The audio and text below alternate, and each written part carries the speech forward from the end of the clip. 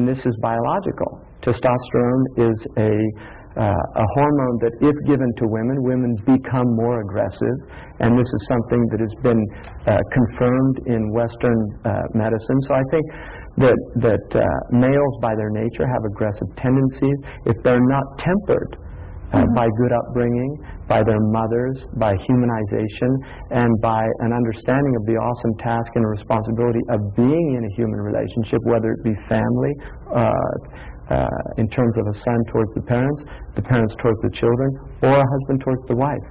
How do you think women internalize that? How do you think that Muslim women then manifest that in their roles today? Well, I think women all over, not just Muslim women are women that happen to have that adjective, that they belong to a faith, but they're first and foremost they're human beings. Correct. And so I think that you'll find throughout the planet, you will find very similar pathologies manifested by human beings. And certainly America is filled with very dysfunctional relationships. Women here are grossly abused. The number one cause of murder amongst women in the United States is from their husbands or their boyfriends. I mean, you see this. So I don't think you can say Muslims have any monopoly on the mistreatment of women.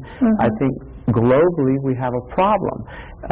The problem in Islam occurs when Muslims do not adhere to the traditions of Islam, to the teachings of Islam, and vice versa.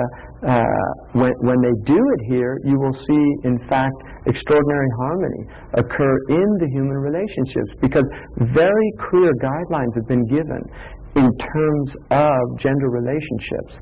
So you're saying that Muslims have themselves to blame in a way that... First and foremost, yes. Absolutely. I mean, I think that what happens, because human beings, by nature we have certain flaws in our thinking, and that's why logic was traditionally taught as an actual science in order to redress flaws. One of the flaws of people is cause and effect. People will often mistake, because they see certain effects, they'll mistake the cause. It's difficult to determine real cause.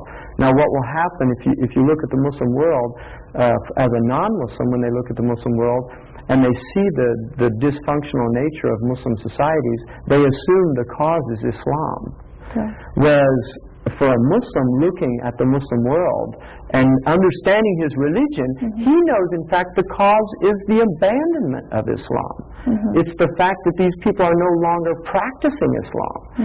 And so that's the important thing, is to understand that, the Arabs have a beautiful principle in the science of bayan, which is one of the sciences of language.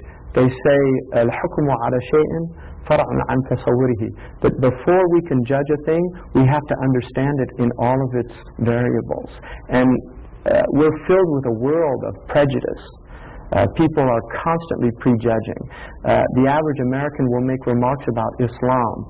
They'll think that they're liberal, humanistic, unbiased, unprejudiced, and yet you ask them what they think of Islam. Oh, that's a stupid religion, it's a backward religion, it's oppressive to women. Have they ever read the Quran? No. Have they ever read a tradition of the Prophet Muhammad? No. So what are they basing that on? They're basing it on just observing Muslim societies.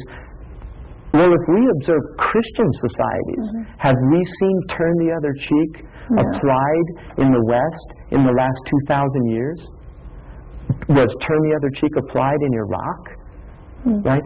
The biblical foundation of the Torah, according to Rabbi Hillel, who's one of the greatest Jewish rabbis, is that the entire message of the Torah, which is the Jewish book, is love God and love thy neighbor as thyself. Do we see the Jews practicing that toward their Palestinian neighbors? Does that mean that the Torah is invalid as a book because of what the Jews are doing? Does that mean the gospel is invalid as a book because of what the Christians are doing? But unfortunately, people apply logic outside of themselves that they like, and then they refuse to apply it on their own selves. Let's talk a little bit about your analogy of mercy and justice.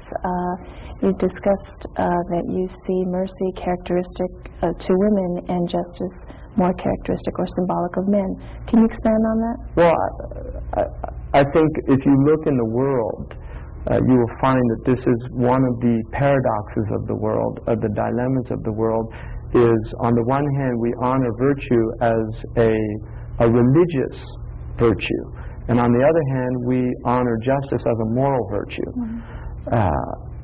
If we look at mercy as a religious virtue, it's very difficult for us to have justice when we bring mercy into. Some say, like Shakespeare, that mercy must temper justice. In other words, be just, but have that mercy temper the justice to prevent it from becoming harm or becoming a harshness. In the Christian world, mercy is at the root of the Christian message, this idea of mercy. I think in Islam, the woman is the embodiment of mercy. The word in Arabic for mercy, rahma, is derived from the word for womb. And so the understanding of the Muslims have always been that the source of mercy in the world is the womb. It is the womb.